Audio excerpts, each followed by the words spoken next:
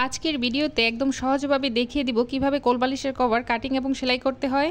খুব সহজেই পারফেক্টভাবে কোলবালিশের কভার তৈরি করতে চাইলে সম্পূর্ণ ভিডিওটি না টেনে দেখতে থাকুন। সেলাই কাজে নতুন হলেও আজকের এই ভিডিও দেখে আপনি সহজেই কোলবালিশের কভার তৈরি করতে পারবেন।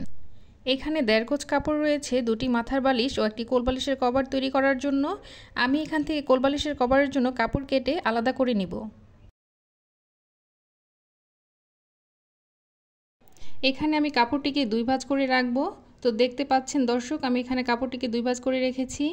তো আপনারা চাইলে পুরান যে কোনো কোলবালিশের কভারের মাপটি নিয়ে নিতে পারেন। তো কোলবালিশের কভার এক একজনের এক এক ধরনের হয়ে থাকে, তো সেই ক্ষেত্রে মাপটি ভিন্ন হবে, তবে সেলাই করার নিয়মটি একই থাকবে।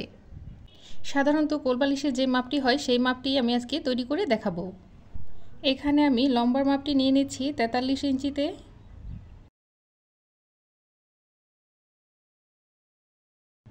আর পাশের মাপটি নিয়ে নিয়েছি 20.5 ইঞ্চিতে।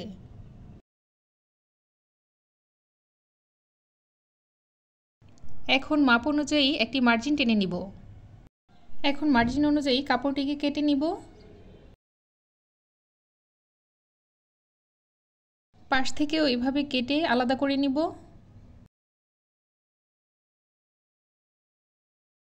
তো কোলবালিশের মূল অংশটি আমার কাটা হয়ে গিয়েছে। এখন আমি রাউন্ড শেপটি কেটে নিব। তো সেজন্য এখানে যে এক্সট্রা কাপড়টা ছিল সেটাকে আমি কেটে আলাদা করে নিচ্ছি। তো এখান থেকে আমি কিছুটা অংশ কাপড় কেটে নিব রাউন্ড শেপটি তৈরি করার জন্য। তো দেখতে পাচ্ছেন, প্রথমে আমি কাপড়টিকে এভাবে করে নিয়ে 2 ভাঁজ করে নিব।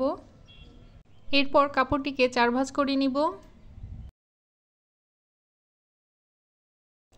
এখন আমি চারদিক থেকে একই মাপ নিয়ে একটি রাউন্ড শেপ তৈরি করে নিব। তো এখান থেকে 3 ইঞ্চি, এখান থেকেও 3 ইঞ্চি করে আমি মাপটি নিয়ে নিচ্ছি। তো এভাবে করে রাউন্ড শেপ দিয়ে নিব। এখন শেপ অনুযায়ী কাপড়টিকে কেটে নিব।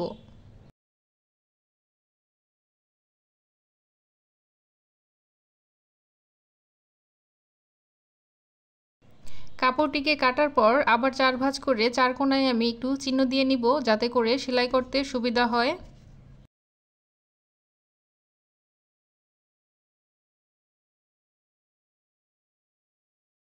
তো দেখতে পাচ্ছেন, এভাবে করে আমি চিহ্ন দিয়ে নিয়েছি, এতে করে সেলাইয়ের মধ্যে কুচি বসাতে সুবিধা হবে। আর এই বাকি কাপড়টুকু দিয়ে আমি ফিতা তৈরি করে নিব।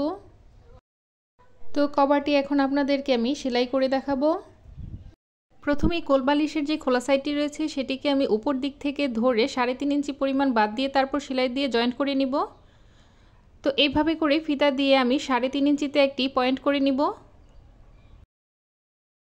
এখন এই 3.5 ইঞ্চি বাদ দিয়ে সম্পূর্ণ সাইডটি জয়েন্ট করে নিব।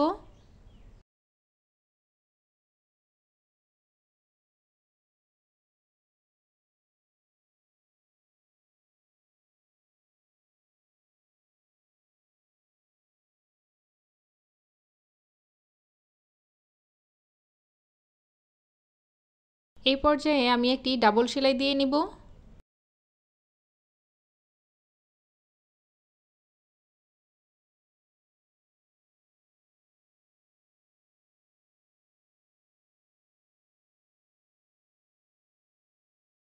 এখন উপরে যে 3.5 ইঞ্চি বাদ রেখেছিলাম সেটি এখন কাপড়টিকে মেলে নিব। তো কাপড়টিকে এভাবে মেলে নিয়ে দুপাশ থেকে আঙুলের সাহায্যে ভাঁজ দিয়ে বর্ডারটি সেলাই করে নিব, অনেকটা কামিজের সাইড ফাড়ার মতো। তো দেখুন কিভাবে আমি এভাবে করে ভাঁজ দিয়ে ডাবল ফোল্ড করে তারপর সেলাইটি করে নিচ্ছি।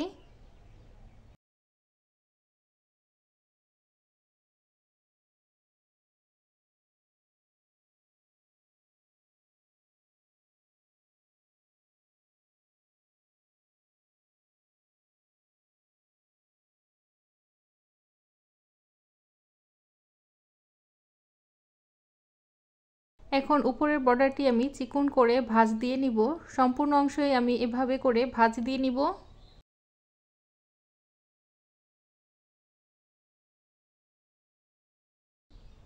ভাঁজ দেওয়া হয়ে গেলে কাপড়টিকে এভাবে মুড়িয়ে এনে ফিতার ঘরটি আমি সম্পূর্ণ সেলাই করে নিব।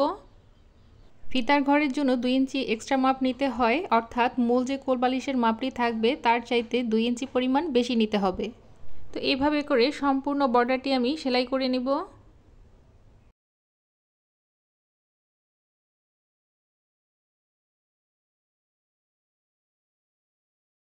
তো সেলাইটি জাস্ট হালকার উপর বসিয়ে যাবেন, টানাটানি করবেন না। তো শেষের দিকে এদিকে যদি মিলতে না চায় জাস্ট আঙুল দিয়ে চাপ দিয়ে দিলেই হবে, সেলাইটি সুন্দরভাবে বসে যাবে। তো দেখুন কত সুন্দর করে আমার ফিতার ঘরটি তৈরি হয়ে গিয়েছে। তো এদিক দিয়ে ফিতাটি ইনসার্ট করে নিতে হবে। এখন কোলবালিশের নিচের দিকে আমি রাউন্ড শেপটি জয়েন করব। তো সেজন্য নিচের দিকেও আমি চিহ্ন দিয়ে নিব, এতে করে পারফেক্টভাবে কুচি বসবে। তো প্রতিটি কোণায় আমি চিহ্ন দিয়ে নিয়েছি।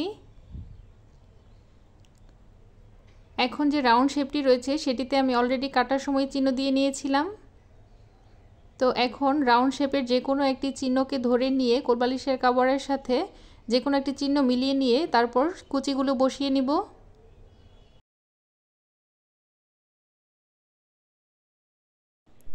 তো এখানে এই চিহ্ন পর্যন্ত আমি সেলাই করব। তো এভাবে প্রতিটি চিহ্নর সাথে মিলিয়ে কুচিগুলো বসিয়ে নিলে কোথাও কম বেশি হওয়ার চান্স থাকবে না, কুচিগুলো পারফেক্ট হবে এবং দেখতেও সুন্দর লাগবে। তো এভাবে সবগুলো কুচি আমি চিহ্ন অনুযায়ী বসিয়ে নিব।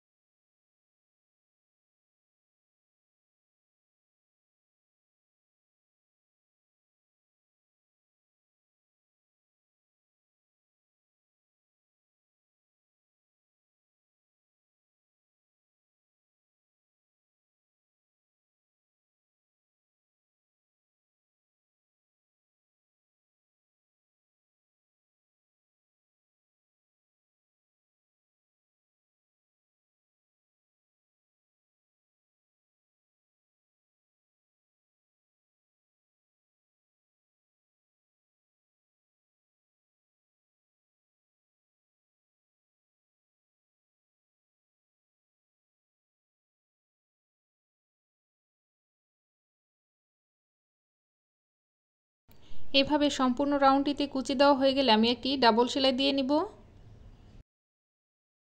তো দেখুন কত সুন্দরভাবে পারফেক্টলি আমার রাউন্ড শেপটি লাগানো হয়ে গিয়েছে। তো আমার কোলবালিশের কভারটি তৈরি হয়ে গিয়েছে। তো দেখুন কত সুন্দরভাবে রাউন্ড শেপটি বসেছে এবং কুচিগুলোও বসেছে। তো এখন আমি একটি ফিতা তৈরি করে নিব। তো এইভাবে করে ভাঁজ দিয়ে আমি ফিতাটি সেলাই করে নিব। তো আশা করি আপুরা ফিতাটি তৈরি করতে পারেন।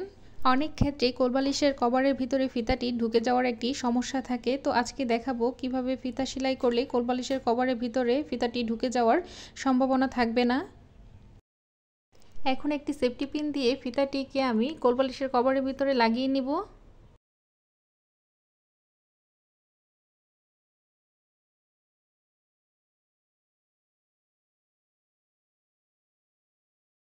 তো ফিতাটিকে দুপাশ থেকে এভাবে বের করে নিয়ে ফিতার মাথায় আমি একটি ফুল তৈরি করে দিব।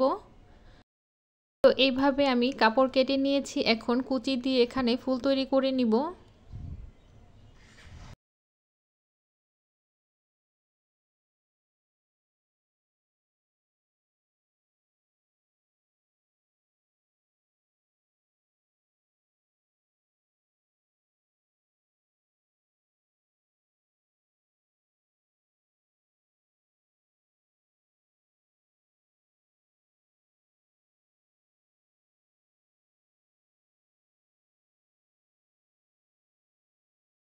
তো এইভাবে করে দুটো ফুল আমি তৈরি করে নিব এবং দুটো ফিতার মাথায় আমি এগুলোকে সেলাই করে জয়েন্ট দিয়ে নিব।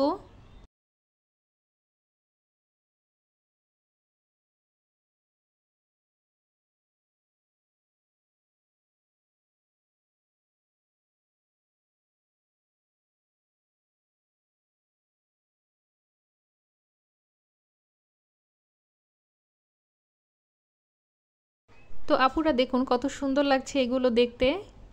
তো এগুলোর জন্য ফিতা যতই টানাটানি হোক না কেন ফিতা ভিতরের দিকে ঢুকে যাবে না, তো দেখতেও সুন্দর লাগবে। তো এই ছিল আমার আজকের ভিডিও। তো আপনাদের কাছে কেমন লাগলো কমেন্ট করে জানাবেন। আর ভিডিওটি দ্বারা উপকৃত হলে লাইক করে চ্যানেলটি সাবস্ক্রাইব করে পাশে থাকবেন এবং আমার পরবর্তী ভিডিও পেতে চাইলে সাথে থাকা বেল আইকনটি ক্লিক করে রাখবেন। তো শেষ পর্যন্ত ভিডিওটি দেখার জন্য সকলকেই ধন্যবাদ।